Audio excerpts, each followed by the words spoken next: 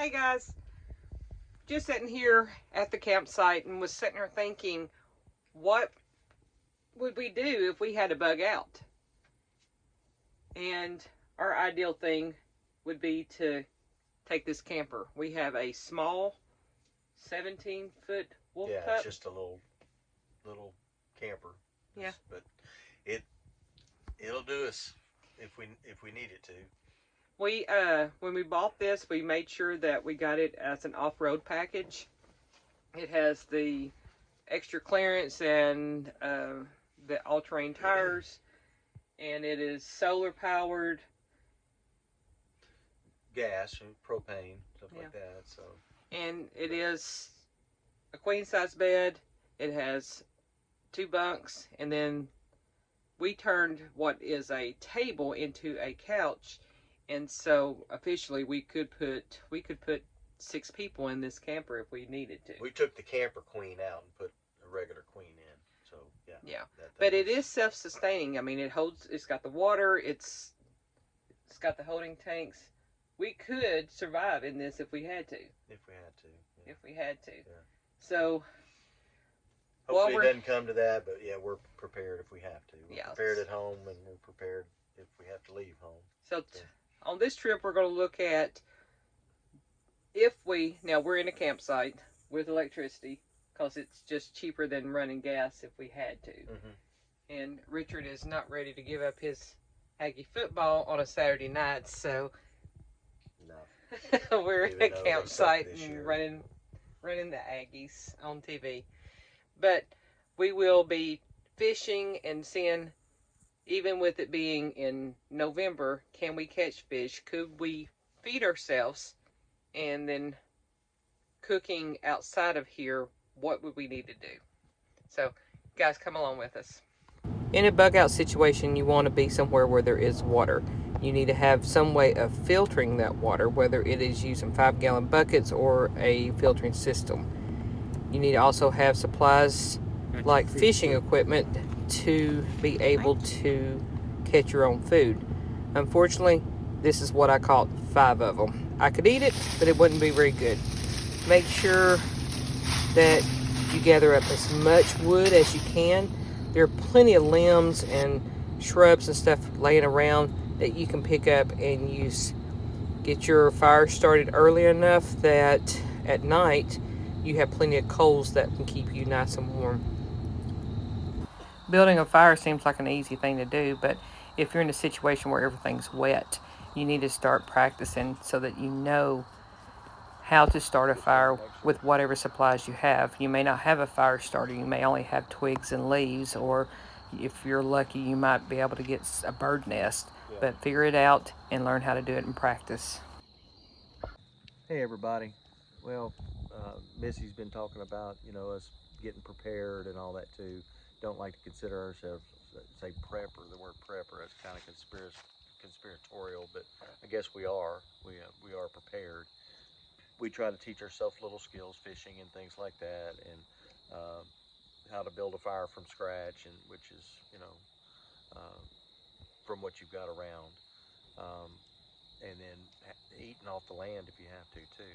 Of course, we have a lot of stuff at home, but if a situation occurred where we had to leave, uh, we want to be able to feed ourselves and keep ourselves warm or cool and hydrated, just in case something happens. Not saying it's going to, but I mean anything can happen. The way the world went after COVID, and you couldn't get toilet paper at the grocery store, you know, that's why we stock up. And I mean, I'm not saying COVID was nothing, but there's things on the potentially on the horizon that could be make it look like a cupcake. So we've got to be ready just in case. Um, so everyone to do the same thing. First off, lifting prayers, and God will see you through what what you need to get through it and all that too. And as far as we're in a campground right now. If something does happen, there's not going to be a campground available. Campgrounds will be shut down. So find a place to where you can take your camper, take your tent, and with a water source, and to you've got to have water.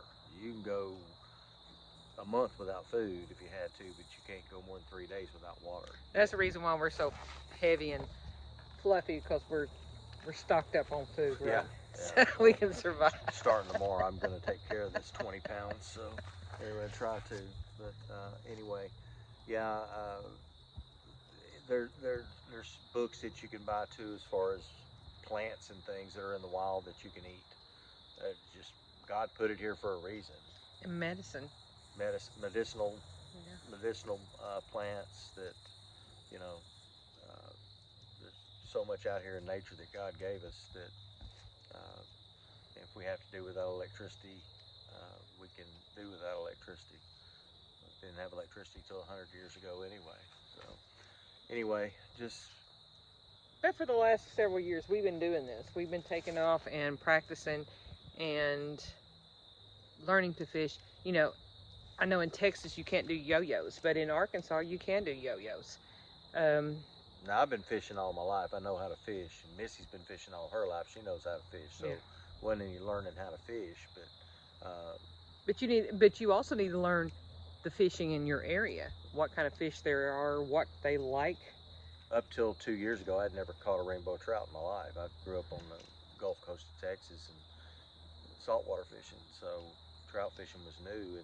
But now we can go out, except for today, and catch all the rainbow trout we want.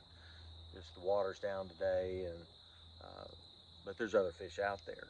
So, but there's plenty of food in that water. Now, if something happened and the water was contaminated in a way, then you've got to look for an alternative food source. Now, chances are where we live, we won't have to leave. We're out in the country. We're not in an urban environment. Urban environments are the ones that are going to have to get out to the country somewhere too, because when people get hungry, they'll do crazy things, you know. You know, get with your neighbors, know your neighbors, so that if something happens, you all kind of team together to provide security. Of course, we have dogs. That's our security force. And if you stock up, don't broadcast that you're stocking up either. Yeah. You know, because what could be a friend now could become something different. When it comes to taking care of your own.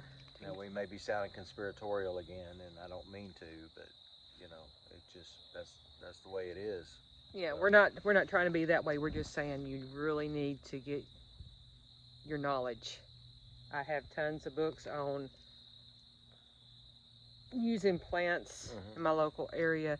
A lot of times you can find local books made specifically for your area.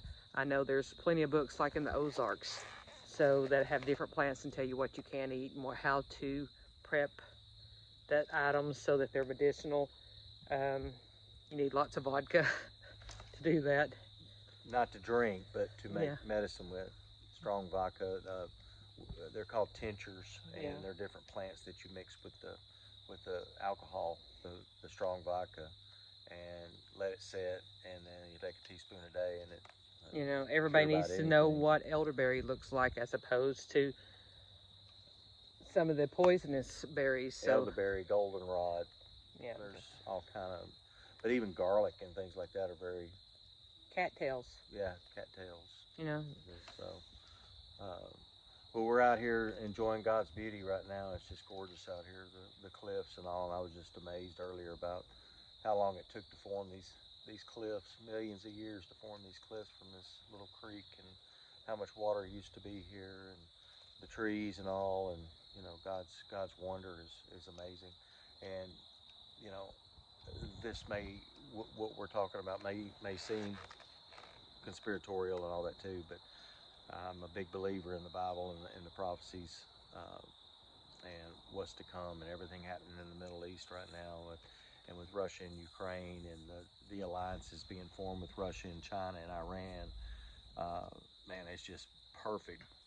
Ezekiel 38 and Daniel and the Gog Magog war, and I mean, it's nothing in the Bible has ever been a lie. And all the prophecies that have been prophesied have come true, except for just a few, and those few are coming to fruition right before our eyes.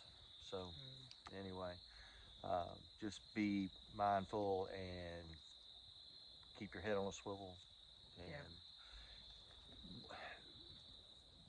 as far as mainstream media, we get a lot of our news off of. There's a lot of crackpots on YouTube, but there's a lot of good ones too. As far as news goes, mainstream media, it's all political to me. So find you a trusted source for your news and watch that, and pray a lot. Continuously be praying, and we'll pray for y'all, and y'all pray for us. So we'll see you next time. Hey, please like and subscribe. Leave us any comments. I know this is not our normal type of videos that we do, but it's something that's on our hearts right now, and something that we are teaching ourselves. So learn what you can. Take care. Bye-bye. Bye. He's having a time getting that thing set up.